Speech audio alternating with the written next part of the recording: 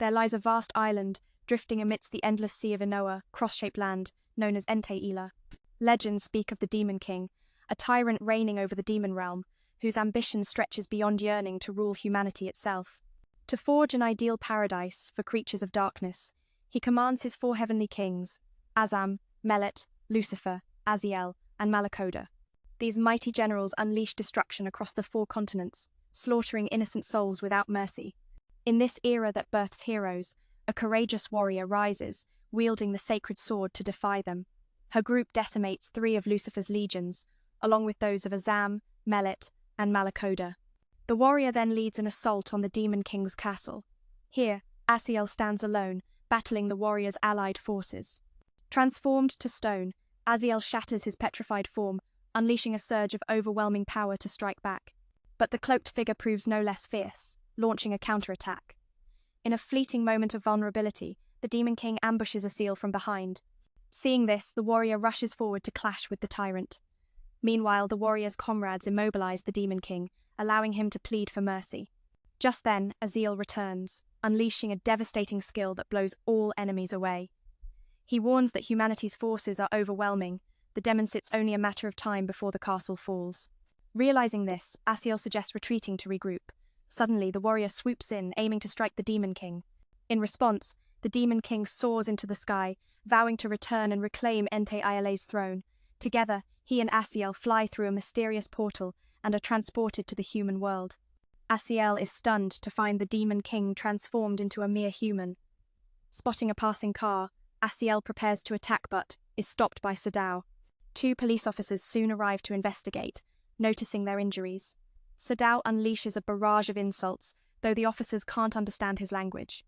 Sasaki tries to take them to the station, prompting Aziel to lash out, but without magic, he's powerless and forced to comply. At the station, an officer offers Sadao a bowl of udon. Using his magical eyes, Sadao analyzes its components before hypnotizing the officer to extract information about this place. Afterward, Sadao finds Asiel and explains to him that this world is Earth, a place where magic, mana, demons, and the Demon King do not exist. Aziel realizes their magic is fading, unable to sustain their demonic forms. Sadao is shocked to find himself in this state, concluding that humans are the essence of all life, or that some force in this world and the portal saps their power. Though Sadao retains a trace of magic, it's barely enough to hold them together. With Asiel drained of magic, Sadao resolves to find a way to restore their power. Until then, survival is their only choice. First, they visit the local government office to forge identification and residency papers. Then, Sadao uses stolen money to craft a seal for a bank card. Finally, they seek out real estate agents to find a place to live. The broker shows them a house, where they meet the owner, Mickey, an eccentric soul, with delusions of grandeur. That night, Sadao suddenly collapses from exhaustion, his human body demanding nourishment.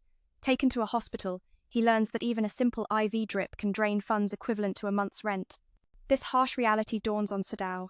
Money is the lifeblood of existence here. Back home, they immediately draft resumes to apply for jobs. As Sadao lounges and eats, Aziel advises him to spend wisely, but Sadao argues that essentials like a fridge, washing machine, and bike are necessities. Asiel suggests paying in installments, but Sadao insists on paying up front, so much so that their money runs dry, leaving nothing for food. Yet Sadao clings to a small reserve and a food coupon, determined to survive. This clash between their demon-born pride and the cruel demands of human life sets the stage for their journey, a story of adaptation, resilience, and the search for power in a world that denies their very nature. They're handed food from the part-time job, but Sadao refuses to eat hamburgers and fries every day. He knows that kind of diet will wither them away before they can return to the demon world. Sadao isn't keen on blunt honesty from his younger brother, so he grabs his things and dashes off to work. While waiting at a red light, he sees Emmy caught in the rain and offers her an umbrella before speeding toward his workplace. It's campaign week, and he's determined to break the record for selling fries. At the stall, Sadao's not shy about coaxing customers to buy a little. More, he believes that every small gain is a brick in the path to regaining his title as Demon Lord.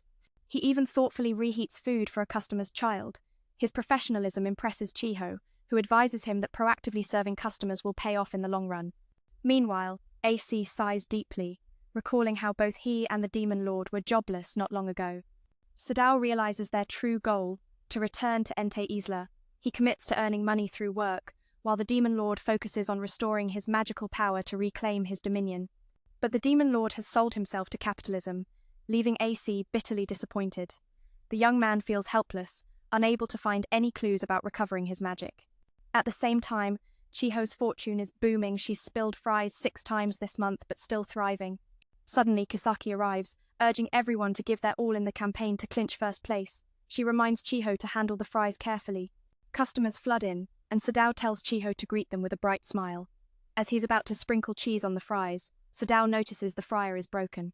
Torn between using magic to fix it and playing fair, he recalls AC's warning, magic only in desperate times. Conflicted, Sadao hesitates, then Kisaki appears and calls him over for a talk. Fear grips him. Has his use of magic been discovered? But instead, she surprises him with a promotion to Grade A employee.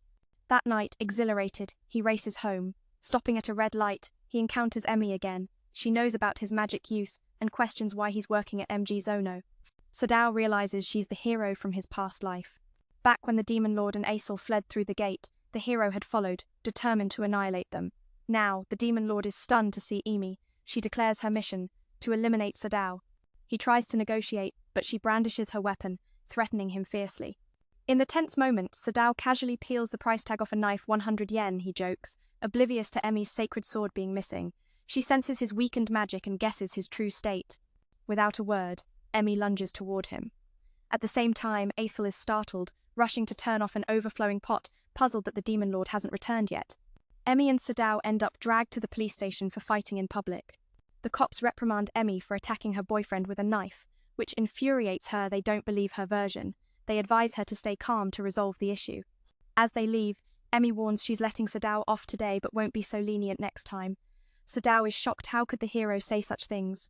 He demands his umbrella back from Emi, but she says she threw it away and cautions him to be careful walking at night. Emi works as a customer service operator in this world. Jik invites her to eat at Emi Jido's tavern, but she declines, uncomfortable since the Demon Lord works there. After work, she buys groceries, eats dinner alone, and watches TV, a routine that leaves her restless, itching to stir trouble with Sadao. Meanwhile, the Demon Lord and Aesol are dining when a doorbell rings, making Aesol nervous. He locks the door quickly upon realizing it's the hero. Sadao tells Aesol they just met Emi yesterday and reassures him she can't use sacred magic. He lets Emi inside, who immediately complains that the place is tiny and smells bad. Sadao counters that he values action over comfort. Emi mocks their meager meals, but Sadao proudly boasts that his little brother is the second best cook around. On Sunday, Emi confides that the great general should have accompanied her here, but the gate closed too fast, leaving her alone. Sadao says Aesol will stay behind to start the conquest of Japan. Emi scorns him as a braggart, but Sadao explains he's working hard to become a full-time employee, build wealth and status, and recruit followers. Then, he plans to strike Entei Isla again. Sadao dismisses Emi's disdain, unable to grasp his noble will. Emi warns that with her remaining power, she can still destroy him, but as long as she can't find a way back, she'll spare his life. As she leaves, she ridicules the Demon Lord's name as too rustic. The next day, Jik invites Emi out to eat again, but she refuses, leading her friend to suspect she has a boyfriend. After work, Emi visits Sadao's place to spy, only to find both heading to the supermarket. Jik invites her out again, but she declines once more. That night, Emi tails Sadao to a hot spring. Jik tries inviting her out again, but her answer stays firm. Seems like this sisterly bond might last. Hiding in Mien's house to eavesdrop, Emi grows bored of their silly chatter and wants to leave. Asel suggests Sadao eat cucumbers with honey instead of plain cucumber, but Sadao dodges the topic, blaming an earthquake for the distraction. After work, Emi goes to Sadao's part-time job to meet him at the intersection from before, but Sadao feigns not knowing her and quickly hands a pastry to her before leaving. Chiho suspects Emi is Sadao's girlfriend and grows jealous. Before leaving, she mentions the recent earthquake. Sadao tells Chiho his roommate didn't even notice the quake. She recounts how books and CDs all fell. Surprised, Sadao listens as Chiho yells, asking if Mien's roommate is his girlfriend. He clarifies it's his little brother, putting her at ease. When Sadao arrives, Emi asks if he plans to live here forever. She's noticed he hasn't done anything bad and lives simply, earning the boss's trust with his quick thinking. Emi had brushed off Sadao's words from before, but now wonders if he stays, she might not need to waste energy defeating him. But Sadao replies confidently, "No way, I'm returning to conquer Entei Isla." Suddenly, his bike's tire bursts, causing him to scream. Emi says it's repairable, cheers him up, but then bullets fly toward them. Sadao pushes Emi down to protect her. She refuses his touch, but he insists this isn't the time for fights. When Emmy helps dodge the bullets, he orders her to move away. Sadao realizes the bullets are magical, meaning their attacker is insanely powerful and knows both their identities. He blames Emmy for picking a bad time, causing their trouble. They sprint toward the station, tense and alert. It's late when Sadao finishes work, and Emmy is busy during lunch. Not wanting to quarrel, Sadao walks home on foot but runs into Emmy again. Mistaking her for a thief, he's surprised when she asks to stay the night she lost her wallet. The story's web tightens, weaving their fates closer with every encounter. Seeing Emmy, she immediately scolded the Demon King for daring to stay with the hero all night. Sadao then explained that they were attacked by magical bullets, and during their escape, Emmy lost her wallet. Since she lived quite far from here, Sadao had no choice but to let her stay. Assel, feeling like the master of the house, acted arrogantly toward her. Later, Sadao threw a blanket to Emmy to cover herself, and generously gave her 1,000 yen for the train ticket home tomorrow. Assel remarked that this was a huge amount from their nearly drained budget. Emmy promised she would leave early tomorrow, despite Assel's rude teasing that nearly made her cry. Late into the night, Sadao received a message from Chiho about an impending earthquake. She was at a loss for what to do. When the two young men woke up, they found a lunchbox made by Emi. While eating, AC suddenly noticed a key on the floor. Sadao guessed Emmy had used it to go outside, then locked the door and threw the key inside. AC admired her clever handling. If it were him, he would have just taken the key home. While showering, Emi recalled the humiliating experience of last night. Then she heard the news report about the shooting incident and saw Sadao was involved, but she didn't care much.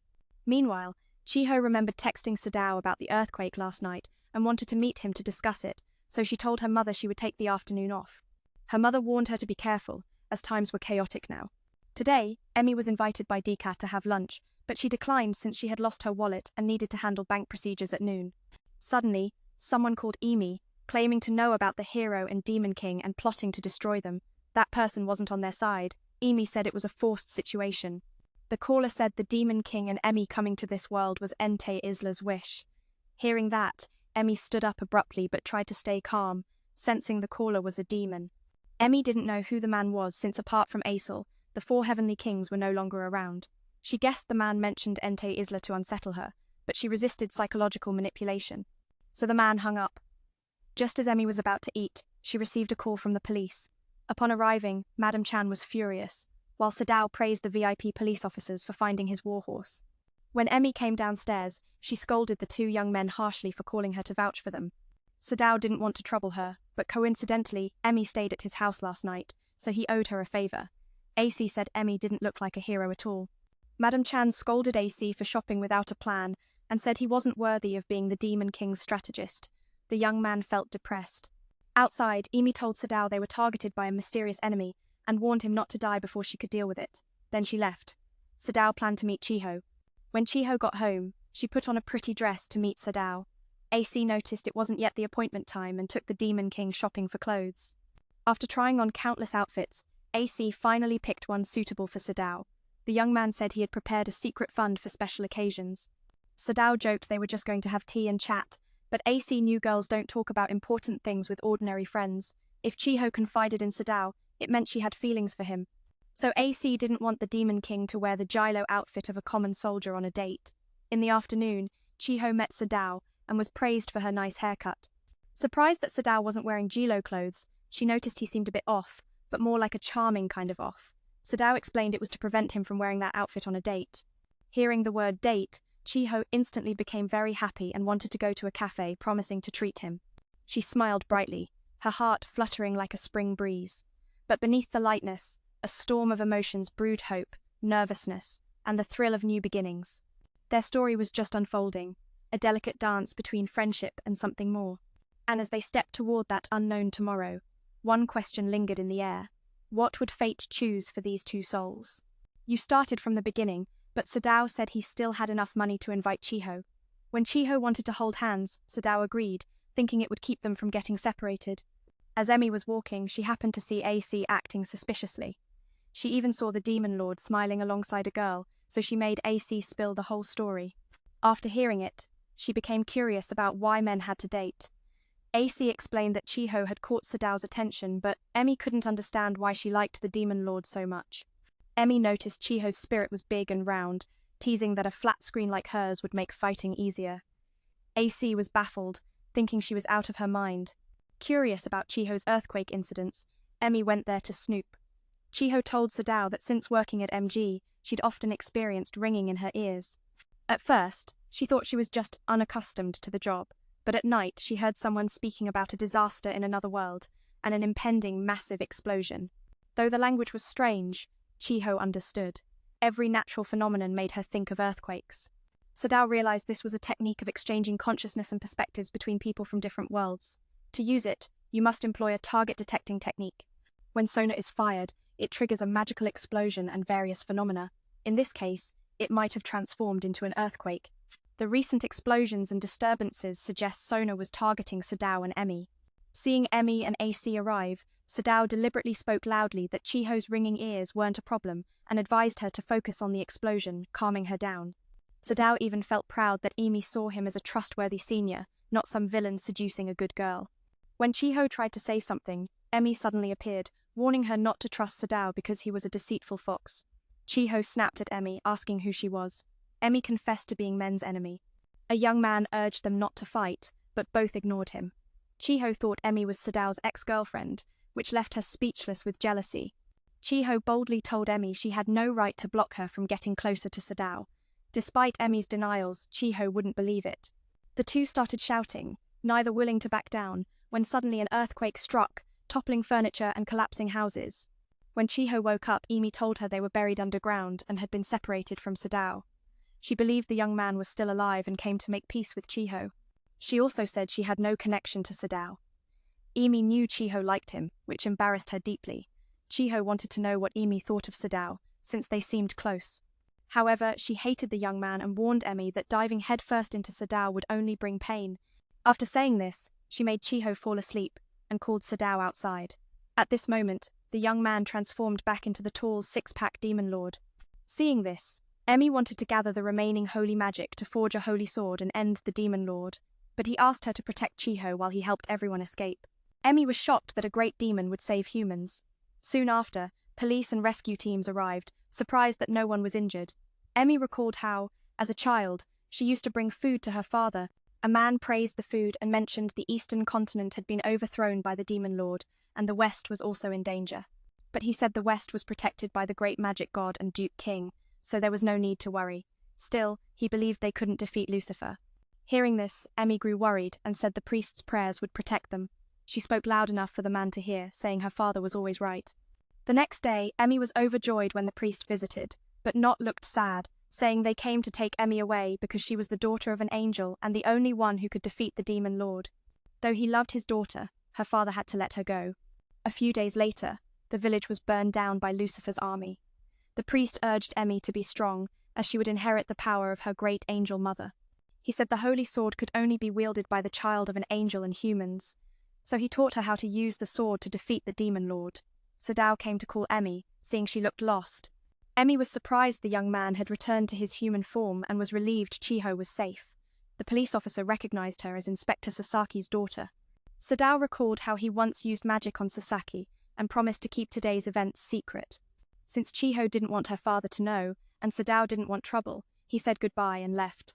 Sadao explained that the magic he used on Sasaki had accidentally affected Chiho, which was why she heard that mysterious voice. The young man wanted to go home to rest after the enemy's failed attack. He said the earthquake was orchestrated by another party nearby. Emmy said if they couldn't replenish magic and weapons, how could that enemy unleash such overwhelming power? Suddenly, Jika called Emmy, so she went to him. AC hurried over to apologize to the demon lord for not noticing the enemy's presence. Sadao didn't blame AC, which moved the young man to tears. Jika invited Emmy to his house and cooked dinner for her. While AC begged the demon lord to punish him, 2 police officers wanted to talk to them. After eating, Emmy spoke to her mother in a local dialect. Jika said his hometown was in C, a troublesome place. When Emmy asked, he said he was scared of the earthquakes and avoided talking about his past. Emmy also had a harsh past that was hard to share. Suddenly, Jika hugged Emmy for not asking about his hometown carelessly. Jika said that in chaos some do evil while others tirelessly save people. Ultimately, humans have traits like angels and demons. The police told Sadao and AC to be careful because of recent robberies. Jika had seen the news and was a bit jealous that Emmy had Sadao protecting her, but she said there was no relationship between them. While bathing, Emmy felt warmth from her heart making her curious why the Demon Lord chose to save humans. The next day, she went to Sadao's house to pay him, and learned AC was traumatized last night because he couldn't do anything when the Demon Lord was in danger. So, AC stayed up all night and slept deeply until now. Sadao asked if Emmy was okay since she'd used a lot of energy to put Chiho to sleep. Emmy confidently said that was nothing. Sadao saw her out and was about to remind her to be careful with her heels, but it was too late. Emmy had already fallen flat on her face. Hearing the loud noise, AC woke up, thinking the enemy had attacked. No matter the scheme, he was nearby. Emmy wondered if they couldn't replenish their magic or weapons. How could that guy unleash such overwhelming power? Suddenly, Jik called Emmy, and she rushed over. Azel hurriedly came too, apologizing to the Demon King for not sensing the enemy sooner. Sadao didn't blame Ale, which moved the young man to tears. Then, Jik invited Emi to his home, cooking dinner for his friend to share. While AC was begging the Demon King to punish him, 2 officers arrived wanting to speak with them. After eating, Emmy spoke to her mother in her regional dialect. Jik shared that his hometown was in Kobe, a troublesome place, and when asked about it, he always avoided the topic. Emmy was asked too, and she confessed her fear of earthquakes, which made her reluctant to talk about her past, a painful story hard to tell. Suddenly, Jik embraced Emmy, grateful she hadn't asked about her hometown insensitively. Jik noticed that even in chaos, some commit dark deeds, while others selflessly save lives. Human nature holds both angelic and demonic sides. Meanwhile, the police officer warned Sadao and Ale to be cautious. Recent robberies were on the rise. Jik had seen these incidents reported on the news too. Emmy felt a pang of jealousy. Sadao was her protector, yet she insisted there was nothing between them. During a bath, Emmy sensed a warmth from his heart that sparked her curiosity. Why had the Demon King chosen to save humans? The next day, she visited Sadao's home to repay him, only to learn. Ale was deeply traumatized last night, unable to act when the Demon King was in danger. He had drunk heavily and slept soundly until now. Sadao asked if Emi was okay, knowing she'd used great strength to help Chiho sleep. Her sister boldly claimed that was nothing, so Sadao saw her out. He meant to remind her to be careful with her heels, but was too late. Emmy had already taken a painful fall. AC woke abruptly, fearing an enemy ambush. Seeing Emmy hurt, Sadao sent someone to buy bandages. When he tried to help with disinfecting, Emi's sister fiercely rejected him, wanting to do it herself. Seeing her pain, Sadao inquired gently but was met with a fiery backlash. She threw rubbing alcohol in his face and scolded him harshly, demanding proof of his toughness. She called him a true Demon King of cruelty, not someone respected at work or in romance. Sadao joked no hero he knew ever cried over a stairfall, and begged the Demon King for healing. That's when Emi accused Sadao of cruelty, blaming him for igniting bad deeds among demons. She vowed never to forgive him. Sadao apologized, admitting he hadn't understood humans well before. Then Chiho arrived, surprised to find them together, and left confused. The innkeeper judged Sadao's romantic prospects harshly, saying his love life looked like blood with high ZT levels. Mickey mistook Emmy as Sadao's girlfriend and teased her. The innkeeper planned renovations and asked men to sign a consent form, while warning that Chiho had fled toward the station after the earthquake. She insisted Sadao take full responsibility because Chiho was injured by Sona and needed aid urgently. At that moment, 2 knight subordinates passed through the Amada gate. Chiho was in pain seeing Sadao with Emmy, when suddenly Kura, the purple-haired girl, said she would channel Chiho's despair into a weapon against the Demon King and the hero. When a man touched Kura, he was thrown away by her. He sprouted wings and decided to start the hunt to surpass both the Demon King and Sadao's team. Sadao's group noticed an explosion and rushed over, shocked to find Lucifer present. As they crossed the gate to Earth, the silver-haired man vomited violently from motion sickness. Emmy couldn't believe Lucifer was alive. A holy sword had pierced his chest. But Sadao knew Lucifer had been aided by Oba, a church official. When Emi passed through the gate, Oba secretly followed and greeted her, removing his hat to show respect yet hiding his plot to eliminate Emmy and secure power after defeating the Demon King. Sadao realized Oba promised to bring Lucifer back to heaven, using that as bait to recruit young people. Such a cheap script, Sadao scoffed. Even a B-movie writes better. AC was furious that the Demon King wasted money on a movie. Aesel wanted to join the fun but restrained himself, while Sadao boldly went alone and was warned he'd face budget cuts.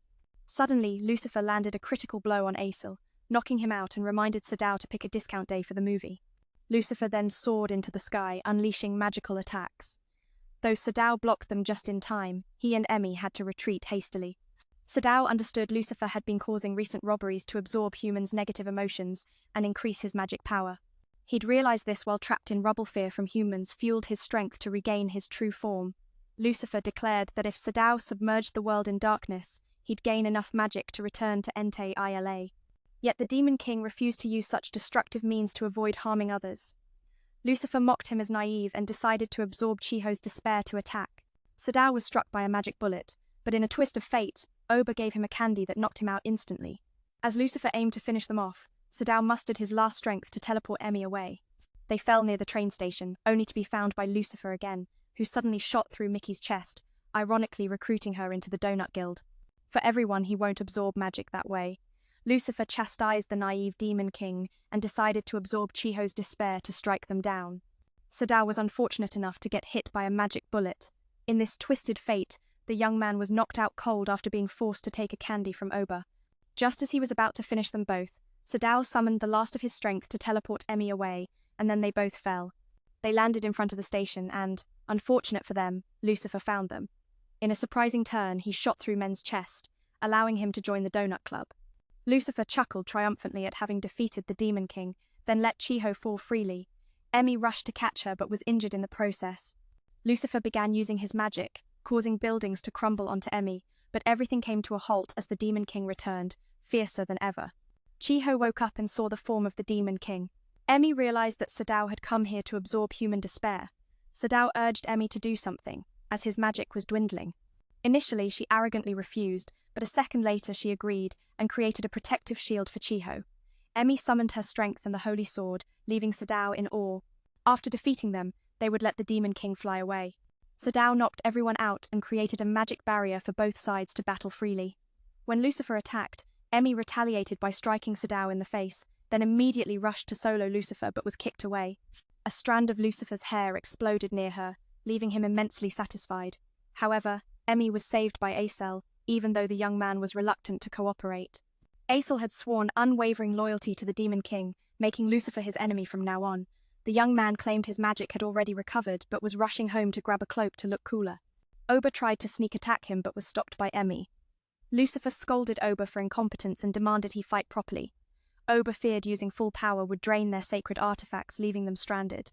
Lucifer argued it was better than dying here, so the old man charged into battle. Chiho asked Sadao if this was some kind of movie, leaving him speechless. Aesel and Emi completely overwhelmed Lucifer. Oba immediately attacked in Lucifer's place but was blasted into a wall by Aesel, much to the Demon King's relief, who then crushed nearby buildings to the ground. Sadao wanted to finish swiftly so he could teach Chiho how to maintain a soft-serve machine. The Demon King soared skyward and obliterated Oba. Before Lucifer could strike again, he was cut down by the Demon King's sharp magic, forcing him to retreat. Emmy demanded punishment for Lucifer's destruction of the city. Sadao confronted Lucifer for making him late to work. Without mercy, the Demon King unleashed a brutal attack that distorted Lucifer's 5 senses. Chiho asked who they were, and Sadao declared himself the Demon King from another world. The young man doubted Chiho's trust, but she believed it without hesitation. Emmy revealed she was both human and angel, shocking Chiho with the existence of demons and angels. Emmy teased the Demon King about working part-time at a fast food joint, prompting him to retort. She wondered why, with such power, he hadn't attacked her yet. Emmy suspected Sadao was hiding his true strength, holding back his skills while conserving energy for his return home. She stressed there was no connection between them to ease Chiho's worries. Sadao planned to regain his power before returning to Ente Isla, but with many shifts ahead, he had to stay. Emmy asked Lucifer how he got her number, so Sadao returned her lost wallet. Suddenly, 2 of Emi's subordinates appeared, recognizing these 3 as the Demon King and his followers. Imada explained that after Emmy left, the entire church fell into chaos. Sadao told them to return to his castle. Upon arrival, everyone was shocked to see the castle was a tiny hole. Meanwhile, the Demon King used his magic to restore the ruined area. Sadao transformed the place back to its original glory. At Sadao's home, Aesel revealed they had sent many sonars to find Emmy. Chiho recognized the voice she'd heard belonged to Aesel, who had set up a signal detector to find those thinking of the Demon King. Suddenly, the young man returned, startling Chiho, who screamed, nearly scaring him to death. The next day, Aesel advised Emmy to return to the church. Both he and Imada admired the Demon King for restoring the city and erasing everyone's memories of the previous day.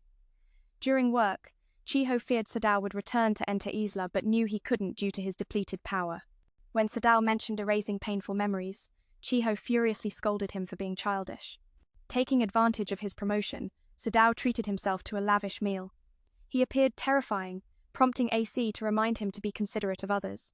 Sadao praised the delicious pork offal, but AC advised him to eat vegetables for balance.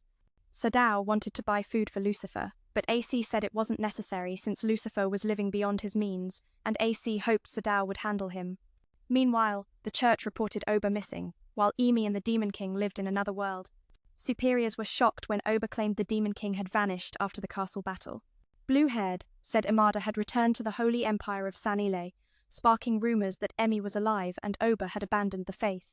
If the royal mages declared Emi alive, conflict would erupt, since she was previously declared dead. Blue-haired wanted to investigate Oba's apostasy and eliminate Emi's group, but senior officials dismissed the idea as nonsense. Sadao returned home hungry and was scolded by Lucifer. Seeing Sadao buy pork meat, Lucifer complained but was reminded by AC that they'd bought a computer and internet for him, so no more greed. Still dissatisfied, Lucifer urged Sadao to gather intel on demonic power. Rewards would come depending on his success, including a grand pork feast and special privileges.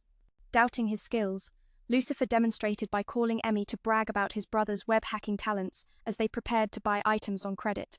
Enraged, the fiery lady hung up abruptly. The next day, Chiho praised Sadao for becoming a manager within a year and acknowledged his ability to influence people. Suddenly, Emi approached, wanting to talk to Sadao for daring to call her during work. Meanwhile, Lucifer, bored of gaming, was drawn to a website where AC discovered a location possibly housing low-level demons. He planned to visit to replenish magic but realized the flight to Turkey would be tough. At Asel's house, he found a letter from the mistress. When Sadao was busy, Emi questioned why Lucifer was at his place. Sadao explained Oba was imprisoned after the last incident and dared not go out. Emi was surprised such a tiny house could hold 3 demons.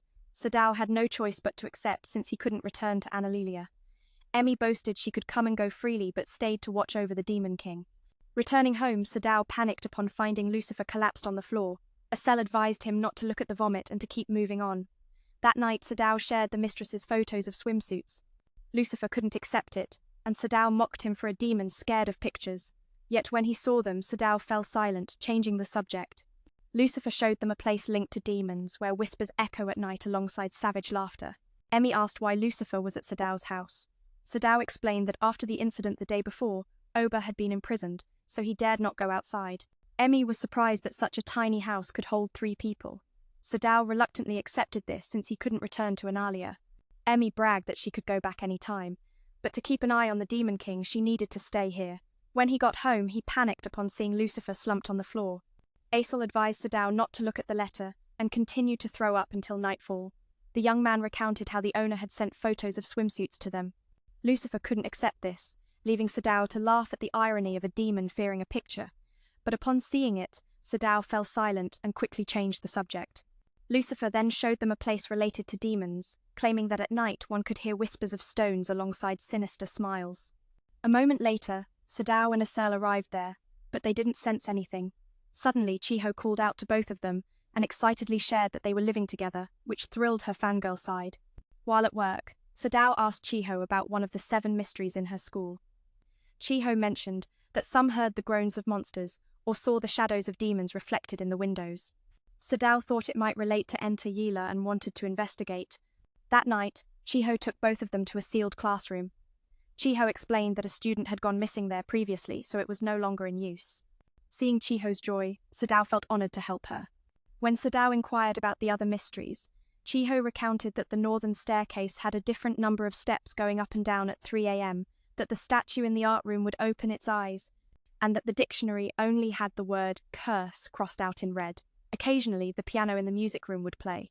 As for the 7th mystery, no one knew because if someone did, they would receive a call, and their souls would be taken away. Sadao found this absurd but was startled when the phone rang. Lucifer suspected leftover materials to save money until she found a job to get by. Hearing this, Sadao invited her to work with him, shocking everyone. He assured them that since Chiho was there, Suzuno wouldn't feel much pressure. Lucifer was speechless, as the Demon King didn't understand women's psychology. Meanwhile, Chiho was no longer disappointed but rather despairing about her situation. Sadao heard strange sounds and, thinking it was some supernatural beast, pulled out a talisman after all. Acel was into spiritual stuff. But surprisingly, the figure that appeared was Emi. She then learned they were searching for magical power inside the sealed classroom. Sadao demanded to know why she had sneaked in. While changing slippers, she said she couldn't let them restore their magic, but when she looked around, the group had vanished. Not wanting to go with Emi, Sadao tried to hide, but she quickly caught up. Panicked, he ducked into a room where Emi mistook a mannequin for a monster and slashed it into 100 pieces. Sadao scolded her for the destruction and forced her to fix it. The stubborn sister blamed them for using magic to restore it, sparking an argument. Meanwhile, they were unaware that every move they made was being watched by someone else. Later, Sadao ordered Emi to put away the holy sword, but she refused. When they arrived, Acel noticed signs someone had been there. The ceiling wooden plank was loose. The group ventured inside and found a gaming console. Suddenly, Lucifer called, asking if they had seen the game console and requesting they bring it to him. Sadao realized Lucifer and Obi Bar had once opened the gate here. The young man admitted he had stayed with Lucifer and accidentally left the game console behind. He saw through Lucifer's trick. He had been lured here just so Lucifer could retrieve it and report back. The boy denied it awkwardly and even demanded the young man buy him food. Sadao was deeply annoyed at being played by his younger brother. Truly a frustrating sibling bond, Acel wanted to sell the console to buy daily necessities. The next day, Sadao accidentally dropped a photo of their landlady. When he picked it up and looked, he was utterly stunned, like wanting to reincarnate all over again. That night, the short-statured Lucifer demanded Acel return the game console, but the young man limited him to 1 hour of playtime per day. Just as Sadao returned home, a girl tumbled down the stairs and he rushed to catch her. The next morning, while they were eating breakfast, they heard the doorbell. Thinking it was the girl from last night, they opened the door. She introduced herself as Suzuno, the new neighbor. Grateful for Sadao's help the night before, she gifted him a huge box of noodles. When he tried to carry it, it was so heavy he could barely hold it. Acel also introduced himself, but the landlady had already told her about the two and said if she ever got into trouble, she could count on them. Suzuno tried to show them the photo from the landlady's letter, but Acel stopped her. Suddenly, she noticed someone else in the house. Sadao explained that he was introverted and liked hiding away, which made the young man annoyed and deny it. After the exchange, Suzuno said goodbye and left. At that moment, Emi received a sacred magical artifact from Ehada. She had transformed it to prevent damage during its transfer to Japan. When Emi drank it, it replenished her power. No additional text from original to rewrite. Granted the magical weapon, but only allowed to drink its power twice a day, morning and afternoon, Emi still followed Sadao, braving the scorching sun. Suddenly, she spotted Lucifer with a girl, fearing she might be a demon, so Emi sneaked closer to observe. Suzuno was teaching Lucy how to cook udon noodles, repaying AC, who struggled daily to cook for him. AC hoped Suzuno could enlighten Lucifer since he complained about a sore throat. But the young man ignored her advice, so she asked Lucifer to grate some ginger since Suzuno had run out. Suzuno headed home to fetch some, and upon hearing this, Emi rushed to escape but ended up tumbling down the stairs. Thankfully, Sadao caught her, but then he gave the guy a beating until he passed out. Later, Suzuno apologized for startling Emi by suddenly opening the door. Sadao teased her for being so careless, yet still calling herself a warrior. Meanwhile, Lucifer gathered all of Emi's scattered belongings. Thinking Emi was drinking an energy drink, he snatched it away, warning that if she drank it, she'd suffer heatstroke like AC, which surprised her. Suzuno blamed herself, wishing she had chosen a better dish to prevent AC's condition, but the guy didn't blame her at all. She then introduced herself to Emi, revealing she came from a noble family far away and was still adjusting to life here. Emi, with her habit of checking out the ladies' stuff, politely greeted Suzuno. After eating, Sadao complained about how much he still had to learn, but proudly said he was growing up like a real human. This Sunday, Sadao would become the shift manager at MJ Zonal. The young man boasted that it was a high-responsibility job with a good raise, but Emi didn't believe him. Sadao promised that one day he would climb to heights she couldn't imagine.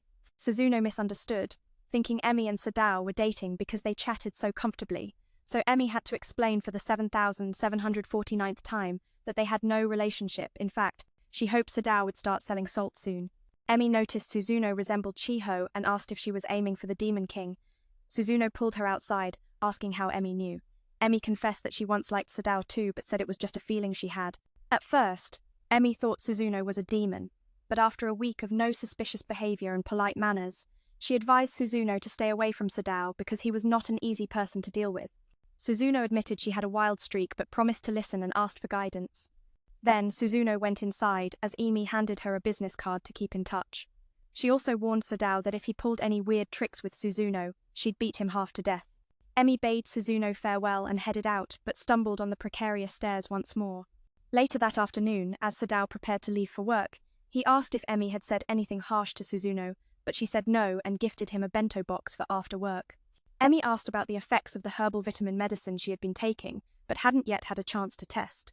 She shared that her relationship with Sadao remained the same, always bumping into each other and teasing like rivals. Emi acted like a jealous lover, sparking her own fury since they were sworn enemies. Emi hoped Suzuno wouldn't cause conflict between them. Suzuno reassured her, saying she wouldn't because she was a warrior who had vowed on her honor and family not to make mistakes.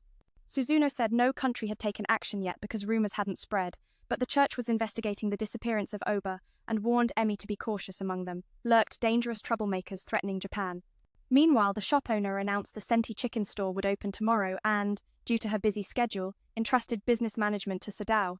In emergencies, he could contact her. Otherwise, he had to handle things himself to grow. She asked if he wanted to eat subsidized meals at the shop, but Sadao brought his own bento. Later, the young man went to his room to eat and told Chiho the box was a gift from a neighbor. Chiho bombarded him with questions and wanted to see inside. As he opened it, Chiho instantly felt a bad vibe, but still peeked below, and was shocked to find the lunchbox shaped like a heart. That evening, as Emi stepped out of the grocery store, a masked attacker charged at her. Emi drew her holy sword and sliced the enemy away, telling staff to call the police immediately before stepping outside to face the assailant. However, the attacker's strikes could neutralize her holy sword, so he pressed his advantage to finish her off until the security guard arrived just in time to save her. The guard had called the police, who instructed Emi to stay for questioning. Emi felt the vitamin medicine helped because her holy sword felt more powerful than before, but she worried about the attacker's purple light that countered her weapon and magic. Suddenly, the police returned Emi's handbag, and Chiho called to report that Sadao had received a heart-shaped bento from a girl. Concerned, they both went to Sadao's house to investigate the rival, because Chiho feared she might be an entailor assassin poisoning his food. When Suzuno opened the door, Chiho froze in shock but soon learned Suzuno was cooking for AC, who was ill. Chiho praised her cooking skills and asked for some tips. Sadao worried there wouldn't be enough dishes for guests, but Chiho reassured him she brought extras. When the meal was ready, Lucifer was given an old paper box to eat from, causing him to complain loudly about being treated worse than Emi. Sadao reminded him to prioritize guests. Suzuno explained she was using leftover ingredients to save money until she found a job. Hearing this, Sadao invited her to work at his place, surprising everyone. He said with Chiho there, Suzuno wouldn't feel too pressured. Lucifer was speechless, noting the Demon King didn't understand women's minds. Chiho went from disappointed to utterly despairing. Emi advised Suzuno not to decide hastily because working with acquaintances had pros and cons. Suzuno said she'd think it over. AC wondered why Suzuno always wore a kimono, and she explained she didn't own any Western-style clothes, leaving everyone dumbfounded for 5 seconds. Lucifer asked if she knew where to buy handbags, but Emi snatched that away, fearing he'd infect her with his gaming addiction. Even Chiho distrusted Lucifer, leaving him very dissatisfied. Chiho asked Emi to take Suzuno shopping for clothes, and Suzuno gladly accepted to help. After changing into a new Western outfit, Suzuno and Emi headed out. Meanwhile, AC warned the Demon King to escort Chiho home carefully, but they had to walk because bicycles were banned in the city. Emi saved leftover ingredients to stretch her money until she found work. Hearing this, Sadao invited her to his workplace, surprising everyone. He said with Chiho there, Suzuno wouldn't feel too pressured. Lucifer was speechless. The Demon King clearly didn't understand women's hearts. Chiho wasn't just disappointed but utterly despairing. Emi advised Suzuno not to rush any decisions because, like every relationship, Suzuno's ties come with their own shadows and light. She says she'll think carefully about it. Aisel wonders why she always wears formal wear. Suzuno confesses her closet holds no Western-style clothes, leaving everyone frozen for a good 5 seconds. Lucifer asks if she knows where to buy handbags, but Emi snatches the question away, afraid he might infect her with his gaming addiction. Even Chiho looks down on Lucifer, making the young man feel utterly rejected. Chiho asks Emi to help Suzuno shop for clothes, and she readily agrees. Suzuno changes into a fresh, formal outfit and steps out with Emi. Meanwhile, AC reminds the Demon Lord to escort Chiho home carefully. They must walk since bicycles are banned in the city. Sadao wonders if Chiho's parents have objections to her visiting his home, but Chiho reveals she gave them his address and they've already given permission. Chiho joyfully prepares a bento for Sadao, who happily accepts. Sadao asks if Chiho isn't bothered by her status. She replies that through Emi she's learned of the good things he's done and she genuinely likes him. So even if he sees her as just a rain-soaked little sister, she doesn't mind. But Chiho warns him not to foolishly provoke a girl's wrath. Suddenly, Suzuno pipes up she's overheard Chiho's confession, making the bashful girl snatch Sadao's bike and sprint away, losing a sandal in the process. Suzuno asks Sadao how he feels about Chiho's feelings. Sadao says that since her parents trust him, he has to show some sincerity. Later, Suzuno meets Emi at the train station. But she can't figure out how to get a transit card, leaving Emi puzzled about how she arrived at Sasuzuka. Suzuno admits she used a portal and literally fell there. Suddenly, both shout in surprise. Emi didn't know Suzuno came from Entei Isla. When Emi asks if Suzuno likes the Demon Lord, she assumes Emi knows her identity, not realizing Emi means if she fancies Sadao. Suzuno mentions rumors of Emi siding with the Demon Lord, which enrages the fiery witch she suspects the church is exacting revenge. Suddenly, both of them screamed Emi had no clue Suzuno came from Entei Isla. When Emi asked Suzuno if she was aiming for the Demon King, Suzuno thought Emi already knew her identity. What Emi really meant was if Suzuno liked Sadao. Suzuno brought up rumors that Emi was siding with the Demon King, which sent the fiery old lady into a rage, suspecting the church was exacting revenge. Emi suspected the masked figure at the store yesterday was Suzuno, but Suzuno had no wounds. Suzuno insisted she wasn't foolish enough to challenge Emi openly, revealing she was head interrogator of the Inquisition. Since it was time to work, Emi told Suzuno to seek permission first and promised to hear the details later. The shy girl stumbled, unfamiliar with transit cards and teleportation, falling flat on her face. But she was oddly fascinated by the TVs around her. Emi was surprised at Suzuno's naivety and asked what she had learned here. Suzuno knew about the traditional Japanese kimono, having watched many historical dramas featuring it. Emi asked why Suzuno lived near the Demon King's house. Suzuno revealed it was to keep an eye on him.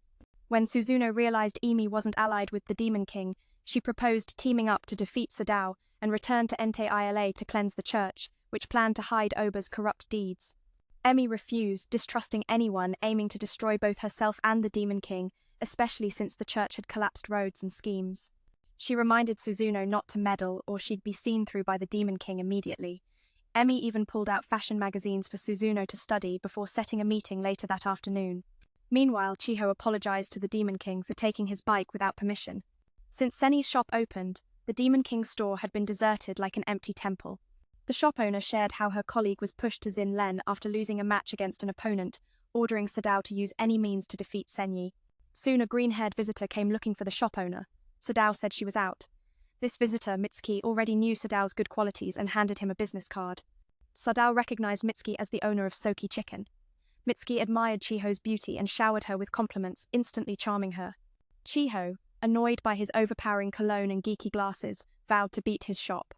Sadao explained he had already gone undercover to scout the competition. While Emi and Jikan were working, they met Suzuno, who revealed she sold a precious ring to buy a kimono and transit card. Suzuno asked Emi to take her to the Demon King's workplace, but Jikan thought she was going to fight the genin and decided to tag along to spy. Meanwhile, Aesel visited Soki Chicken to gather intel, while Chiho and MH were frustrated as the rival shop was bustling with customers. Soon, they all arrived at Hatgaza, bustling with a festival crowd. Jikan noted the Mangzono shop was too empty for a genin fight, but Senni's store was crowded, so it became their battleground. Jikan then began to plan their next moves carefully, the tension rising as the festival's energy pulsed around them, setting the stage for the upcoming showdown. As they dive into the details about Sadao to settle the brawl, Emi's heart twists with worry how will Suzuno handle her friend's misunderstanding. Jik steps in, ordering generous dishes and treating everyone like royalty.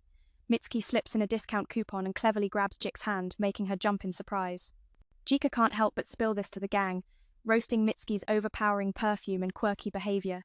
Ika's eyes sparkle, she's hungry for the juicy drama between these two. Suzuno paints Sadao as the kind neighbor, leaving Emi puzzled just moments ago. She wanted to end the Demon Lord. When Emi calls Sadao her enemy, Jik calls out her dishonesty. Emi insists she urged Suzuno to leave the Demon Lord's circle for reasons beyond rivalry. She's not about to let Jik sail the ship with Sadao. Her harsh words about him ignite Aesel's fiery anger. Meanwhile, Sadao is drowning in worry. He'd sent his brother to scout the food scene at Senti AC, but AC refuses to fund their competitor. The Demon Lord enlightens AC with a sharp strategy. Sadao's visit is a covert mission tied to his career. Moved by this, AC pledges to investigate with minimal cost. Suddenly, Chiho bursts in to report the day's work is nearly done. Sadao notices the bustling streets outside, yet their shop sits empty. Frustration gnaws at him, but with no solution in sight, the group urges him not to lose hope. Sadao's spirit blazes as he counters, reminding everyone the rivals' current edge is temporary. Soon enough, they'll reclaim their throne. For now, he tells them to clean the windows and regroup. As AC prepares to settle accounts with Emmy, she asks for a favor knowing AC's investigating this place. She promises to treat him to any dish he desires. Hearing this, AC tosses aside pride and plops down at the table, ready to save every penny. Jik mistakes AC for Emmy's friend, but both deny it. AC introduces himself as Sadao's companion, inviting Jika to ask anything about Sadao. With a grin, AC spins tales of how he and Sadao once ran a construction company named Mao. Emi was on the rival team. Jik, curious, asks how old Emmy was back then, surprised by AC's claim she was just a temp. Emmy calls him out for lying. AC boasts their company thrived but remained so small that management had to personally oversee operations. Emmy's sharp skills made them fierce competitors. During a brutal economic crisis, their rookie-led companies teetered on collapse. Emmy won a contract while Mao went bankrupt, leaving both to drift to a distant apartment. Fate nudged them back together. Emmy's lingering interest in her old rival shows perhaps that's why she visits. Failure is just a step. Sadao climbed to shift manager in a year, while AC stayed home, mastering domestic arts. Yet, AC's dream of a fresh start still burns. AC warns Sadao's enemies despise Emmy, so things aren't as simple as they seem. Disappointed, Emmy regrets overthinking. JCA shares her family runs a small factory where everyone supports each other during crises, telling Aisel to hold pride in being Sadao's steadfast backbone. Aisel's warm smile melts Jik's heart. Wanting to meet Sadao, Jik decides to visit him with a cell, ordering takeout before leaving Emmy to handle the bill. Outside, Mitsuki notices Emmy's downcast mood and, playing the poetic gentleman, offers heartfelt advice on love and vulnerability, warning how men often prey on a woman's weakness. Emmy's utterly confused by his ramblings. Meanwhile, Aisel updates the Demon Lord on the rival shop's perks discount coupons for bone-in chicken and organic coffee. Sadao praises these, prompting Aisel to demand a massive combo of fries and double tuna portions. Sadao jokes that if Lucifer complains about the food, he should just punch him no misses. Aisel wishes the Demon Lord luck with his trio of ladies before heading out. Jika watches Sadao's professional demeanor with envy, noticing the talented crowd around Emmy, including herself. Suddenly, Sadao calls the trio to place orders, but Emmy asks Acel to bring coffee and apple pie instead, irritating him. Jika mocks his lack of charm, triggering his explosive outburst at her. JCA wants to report Sadao's attitude, but he's indifferent and asks who she is. Jik reveals she's Emmy's colleague, having heard stories from Aisel and Emmy, but wanting first-hand proof. Aisel frets over the lack of customers and the troublesome Emmy, but Chiho encourages him and serves food to Emmy, warmly greeting Jik and hoping for her support. Jik finds Chiho irresistibly cute and hugs her, nearly suffocating her with affection. JC asks Sadao how he plans to tackle the competition, sensing there's more to him than meets the eye. Inspired, Sadao decides to distribute flyers, but no one pays attention. Switching tactics, Aisel offers beer, showing off that their food is edible with bones. The crowd laughs, pointing out hamburgers don't have bones and teasing Chiho's cluelessness as they snap photos. Sadao wants to let customers freely use the restroom, but the girls think it's a hopeless strategy. Then Nabi arrives with 2 bamboo stalks for Sadao. They decorate them with notes, offering customers a free drink if they write a wish. The bamboo was a gift from Mr. Nabi, whom Sadao met volunteering in regular cleanups. Jik admires the idea, and even Emi admits it's clever. Soon, customers flood in, gathering around the bamboo, much to Jik's surprise at its success. Meanwhile, the marketing king, aka, and his team gear up for the late-night advertising battle. Though yesterday was busy, Sadao doesn't rest on his laurels. Kisaki's words haunt him, making him jittery.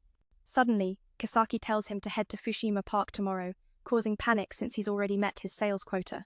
But Kisaki's friend just wants to borrow him for a few days. The park's new amusement area and fair promise a crowd. Chiho wants to tag along, but the boss says no, leaving her disappointed. That night, Aisel devours a pile of soon-to-expire udon noodles. Lucifer mentions the Fushima Park will open a new demon house featuring a massive reptile exhibit with over 300 species. This haunted house is said to be scarier than the maze in Aesokyu Lowland. Aisel senses the perfect place to boost his magic power. He wants to join the Demon Lord's visit there. Lucifer begs for pizza money, but AC refuses, forcing him to eat the expiring udon too. Meanwhile, Emi gets invited by Chiho to Fushima Park, packing a bag full of swimwear, ready for fun with her crew. Suzuno tells Emi the Demon Lord will be at the park tomorrow, but Emi already knows and plans to go with Chiho. She hadn't expected the park to have magical energy, but Suzuno calls her naive and says she'll come along to see for herself. The next day, Sadao moves into his new workplace. The boss has heard of his good reputation, and Sadao promises to strive to meet expectations. Thanks for sharing this journey. With me, if you've ever felt torn between loyalty and rivalry, remember even the smallest spark can light the darkest path. Chiho was filled with hope, knowing today would bring a bustling crowd. She wished for everyone to support each other wholeheartedly. Meeting Emi and Suzuno for the first time at the park, she eagerly sought Chiho's guidance. After changing clothes, Emi noticed Chiho's impressive speakers and couldn't help but feel a pang of envy for her own flat screen. Chiho praised the speaker's booming sound with pride, curious if Sadao felt the same way. Suddenly, both noticed. Suzuno dressed like a rough guy, speechless and powerless. Meanwhile, Sadao was working with fierce efficiency, earning the owner's approval. Chiho stopped by to support him, casually flaunting her curves and asking Main's opinion. Confused, Sadao replied the busy crowd taught him many lessons, a response that left the girl stunned and frozen. Spotting Emi and Suzuno arriving, Sadao's expression shifted a full 360 degrees. Because Aesol had been devouring udon noodles non-stop, he was confined to the restroom 24/7, leaving the young man frustrated at his inability to assist. Meanwhile, Lucifer's cruelty was so fierce it practically wished the poor guy would just stay asleep in there, letting Lucifer take over the shopping orders. Amid the chaos, Chiho's loud curiosity about the haunted house sparked an invitation to visit a place soaked in eerie gloom, where ghosts lurked, waiting to jump out and scare them. Chiho caught a glimpse of a ghostly figure at the window and fled in terror, leaving her slippers behind. Later, when they sought her out, they found a person weeping who suddenly turned, revealing a horrifying face that rooted them to the spot before they bolted outside to regroup with Chiho. Next, they headed to the reptile area. Emi suggested it was too early to leave, but Chiho insisted on going. Suzuno, hesitant but brave, said, "Let's go, dear," and off they went. With a fearless tone, Suzuno confessed it wasn't fear but dislike that kept her from the reptiles. Chiho shared the same sentiment. Those creatures' sudden appearances made her jumpy. Emi was haunted by memories of battling giant reptiles. Suzuno, however, was unafraid and curious about their taste, recalling how the Okina shop owner once served lizard dishes. Though their appearance was unsettling, the flavors were surprisingly delicious. Emi quickly warned Suzuno not to spill this secret at Ente Waila as Chi listened intently. Meanwhile, the owner reminded Sadao to finish his tasks before delivering goods within the park.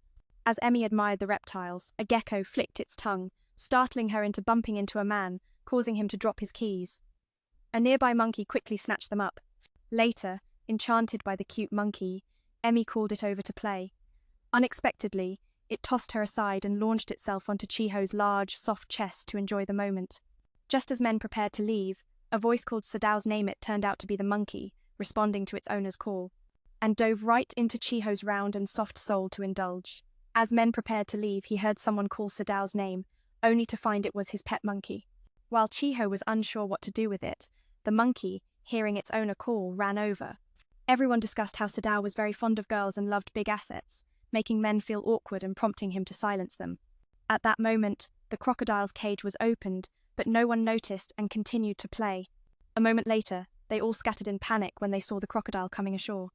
Sadao absorbed all their fear and used his magic to drive the crocodiles away. Suzuno didn't understand why he saved the humans, sacrificing the magic he had worked hard to collect. By evening, the owner praised Sadao, while Emi's group was on their way back. Chiho mentioned that going out with Emi and Suzuno was great, especially enjoying Sadao's cool demeanor. They then had to bid farewell to Emi and walked home. Suddenly, Suzuno noticed someone with wings appear by the roadside, but he quickly vanished. The next day, Lucifer asked the Demon King if he had collected any magic, to which he replied that he had used it all up. Suddenly, someone arrived with a delivery. Lucifer tried to answer the door but was hit by a cramp, face down on the floor, so Sadao had to step out and open it. He discovered the guy had bought a massive shipment. Before Sadao could react and sound the alarm, he had to rush back inside for a desperate bathroom break. Despite being seriously ill, the young man stubbornly refused to see a doctor, leaving Sadao at a loss. Later, when Acel fell gravely sick, Sadao had to prepare food for him. Suddenly, a delivery arrived for Acel. Sadao thought Lucifer had gone on another shopping spree, but the young man denied it. Turns out their landlady had gathered many fascinating items from Hawaii and sent them here to sell at a local market festival. Meanwhile, Suzuno recalled when she met Mitsuki at Entei Y, where everyone was buzzing about Tom's rebellion against the Great Divine Church and his subsequent punishment. Another faction heard that the church's night order had stationed troops in a village. They wanted to send reinforcements, but some opposed, saying it wouldn't change the tide. So, they spread rumors that the church's night order had failed to protect the village, and the allied knights planned to launch a campaign to purge the Demon King. When Suzuno appeared, the men collapsed, poisoned by a tainted drink. One defiant man tried to resist but was swiftly eliminated by her. Later, Suzuno confronted Oba about the church and allied knights' failure to unite against the Demon King, saying the church should bear the blame. Oba told her to stop meddling and handed her a list of heretics. At that moment, Suzuno realized the true saviors weren't them but the heroes from Emi's company. When Jika learned Suzuno met Sadao at the park, he eagerly rooted for their bond, just like someone Emi cares deeply about. Right now, only Suzuno is present, while Chiho is at the Demon King's mansion. Chiho explained the shipments were sent by the landlady, but since Acel was unwell, he asked for her help. In a stroke of bad luck, the young man was crushed face down by several boxes. Suddenly, Lucifer announced Emi was coming, because last time, he had attached a tracking device to her bag. Sadao hurried to open the door, only to find the lady searching for Suzuno. Shortly after, both were asked by the Demon King for assistance. Lucifer tried to sneak away but was caught by Sadao.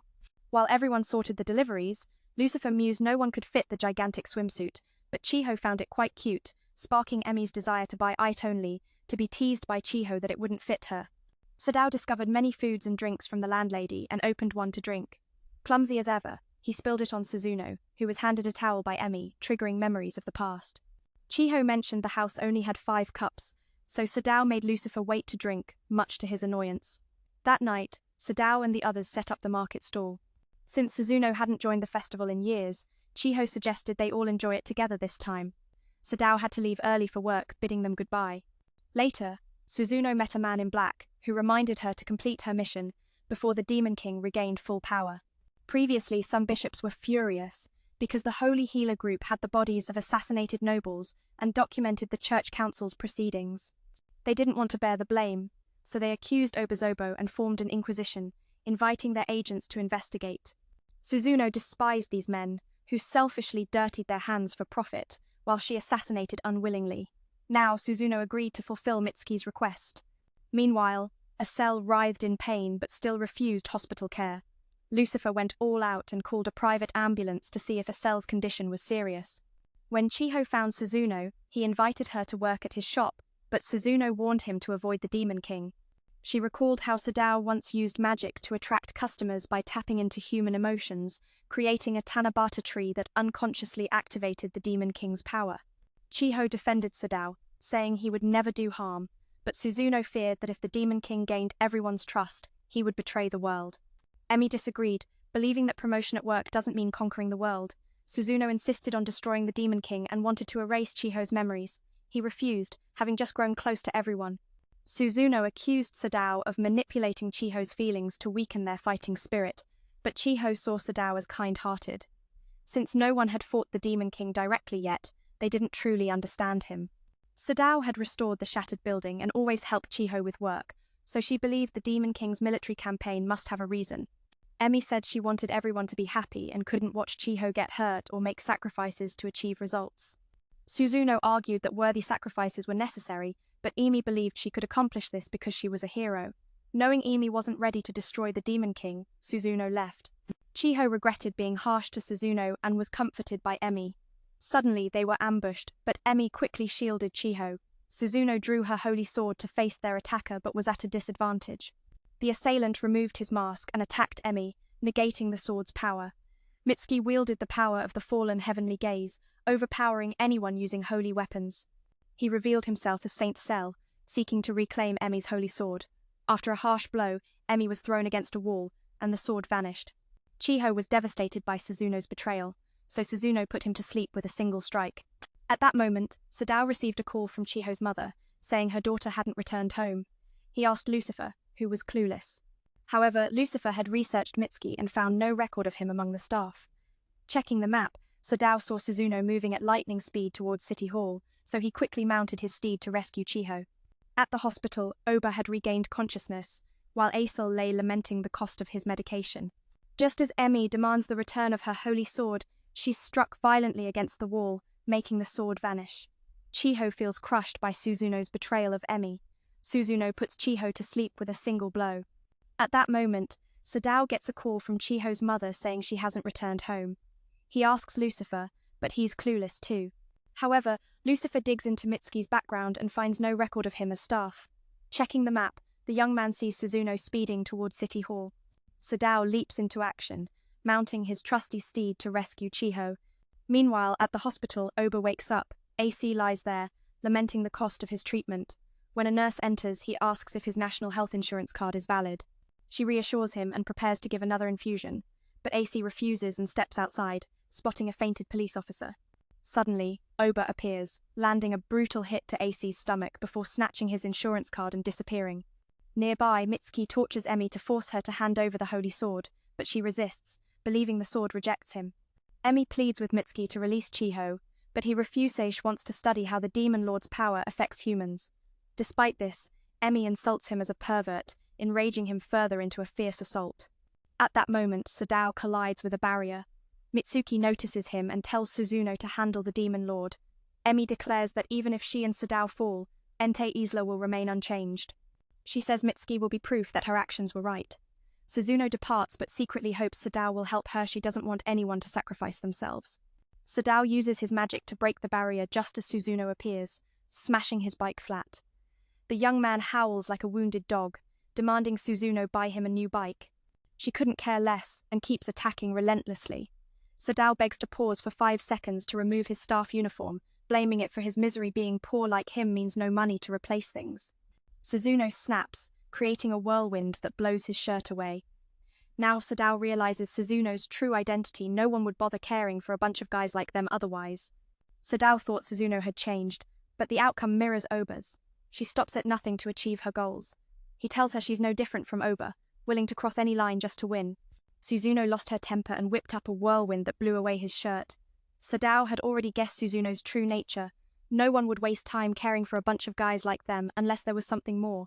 He thought Suzuno had changed, but the ending mirrored Oba's fate. He accused her of ruthless tactics to achieve her goals, comparing her to a demon, and asked if she felt no shame dragging Emi and Chiho into this mess. Suzuno immediately attacked the Demon Lord, but Sadao had drained all his magic and couldn't fight back.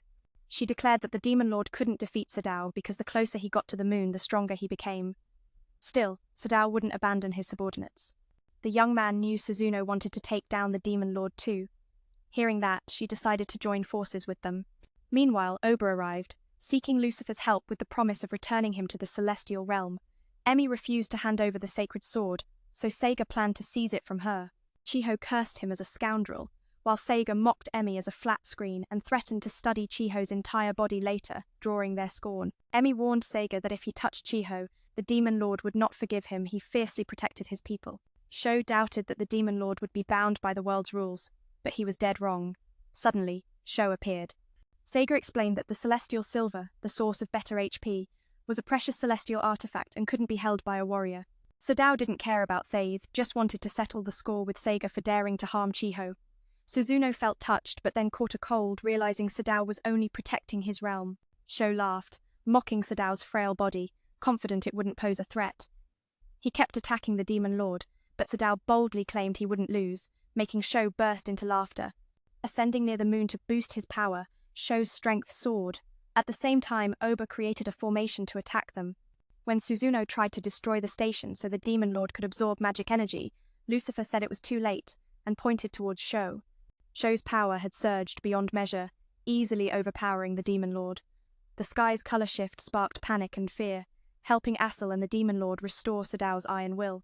The intensity was so fierce, Chiho struggled to breathe, forcing Suzuno to make him hold back his strength. The Demon Lord even casually faked a pair of luxury underwear so they wouldn't tear during the fight. Sadao removed Chiho's armor and asked Suzuno to care for them, apologizing and promising to explain everything later. She scolded Suzuno for being crazy to ally with the Demon Lord.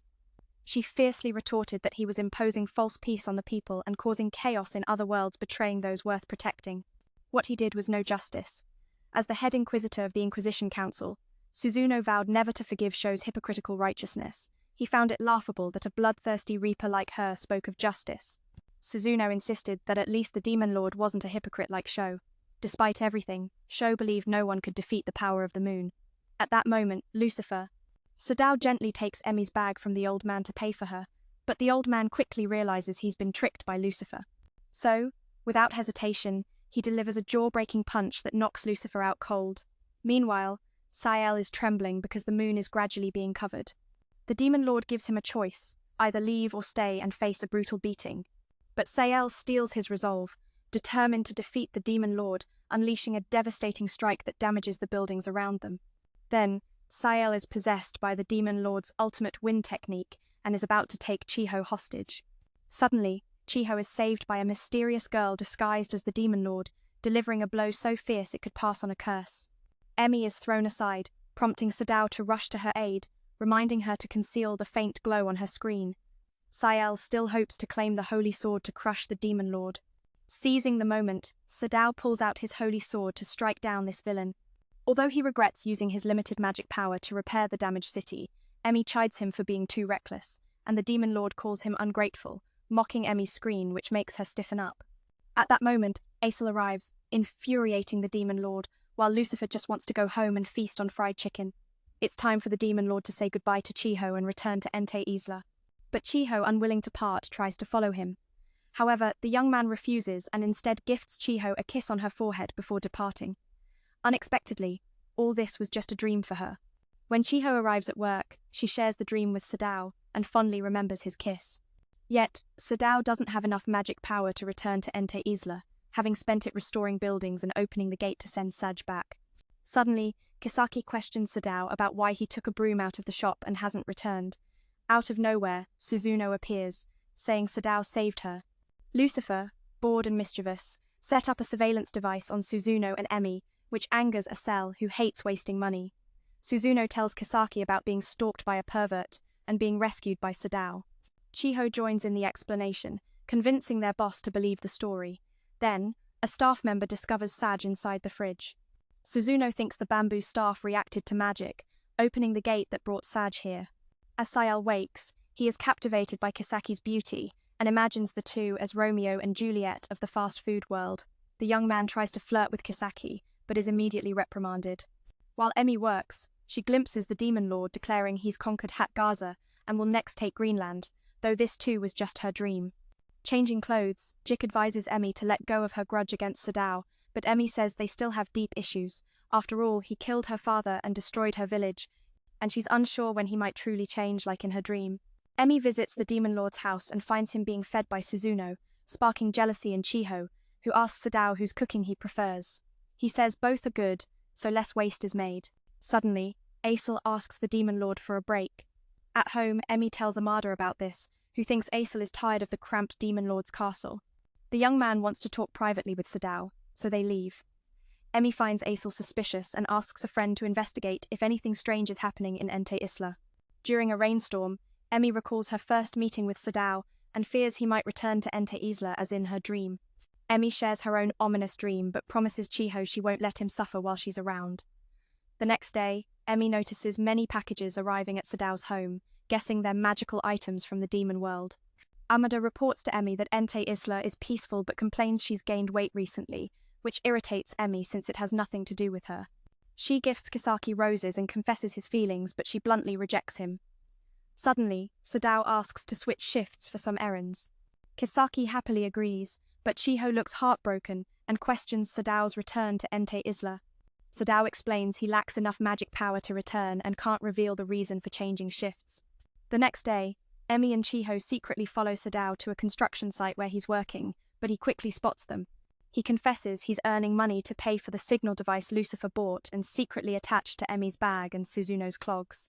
Hearing this, Emi wants to use the holy sword on Sadao, but he reminds her it saved her life, so she shifts her anger to the signal device. Since payday is near, and Sadao hasn't been paid yet, Aesel advises him to do daily wage work. Sadao fears Chiho will feel guilty, like he's spending money to save her, so he apologizes for hiding the truth. Emi wonders what the packages at Sadao's house are, but he doesn't know either. They open the boxes to find a feather blanket, a fire extinguisher, and a water purifier. Lucifer says Sadao was tricked, After selling hard drives, he was forced to buy these items, losing a total of 128,000 yen. Emi finds information on the company and urges Sadao to call and return the goods, but the company says the water purifier was tested before shipping and can't be returned. The fire extinguisher was installed. Sunu returns. They also sold 7 items, but Sadao only received 5, so he can't return the incomplete order. Sadao and Emi visit the company to negotiate, only to find Asel working there. Sadao says they were scammed, and Asel realizes he's involved with a shady business. Suddenly, the red-haired manager appears, saying the deal was agreed upon between him and Lucifer, and if Sadao makes baseless accusations, he'll escalate the matter. Though they want to call the police, they lack evidence. Sadao's wealth is a mystery, but Emi suggests they seek the king's help, since Lucifer is a minor and contracts over his allowance require guardian consent, making the demon lord liable. The red-haired man is forced to take the goods back, prompting a victorious smile from Sadao. Asel never expected Emi to aid them. Sadao imagines a day when Emi might join the demon lord's team. After settling everything, they order food to celebrate. Later, Sadao braves the rain to go home, stopping at a traffic light where Emi appears with an umbrella to repay him for the bamboo staff he lost earlier. And so, Season 1 of Demon Lord at Work comes to a close. If you want to join us for Season 2, please like and subscribe. Until next time, farewell. This segment was merged with previous for flow. This segment was merged with previous for flow. This segment was merged with previous for flow. This segment was merged with previous